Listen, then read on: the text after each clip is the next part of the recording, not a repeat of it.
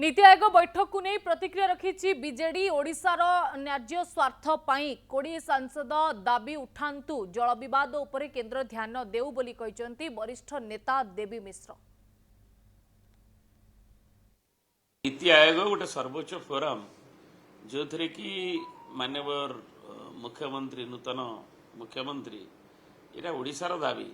जे सरकार बदली गले दाबी पड़े जाए लोकंर आवश्यकता पड़े जाए ता नुहे government is a continuation process एवं दाबी गुड़ी को जोड़ा पूरण न एवं विशेषकर मनरे जो दल मत वर्ण निर्विशेष जो क्षोभ रही ओडिशावासी जे आंध्र और बिहार को जो डिस्पेंसेशन पाइला से माने पांतु ठीक अच्छे किंतु ओडिशा मन थी जे रामलीला ग्राउंड रे ये गोटे दुर्बार होता समावेश सेटा द्वितीय दशंधि विभिन्न समय विभिन्न फोरम रे नीति आयोग टू नहीं कि नेशनल जो डेवलपमेंट फोरम काउंसिल एशार माननीय मुख्यमंत्री सेतबलर नवीन बाबू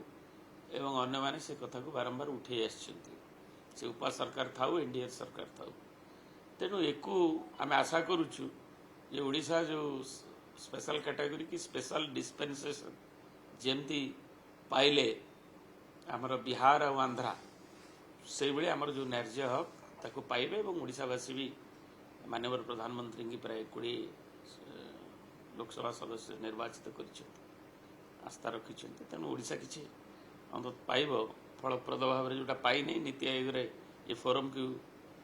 उत्थापित ही मिल ये कथा आशा कर स्वाभाविक।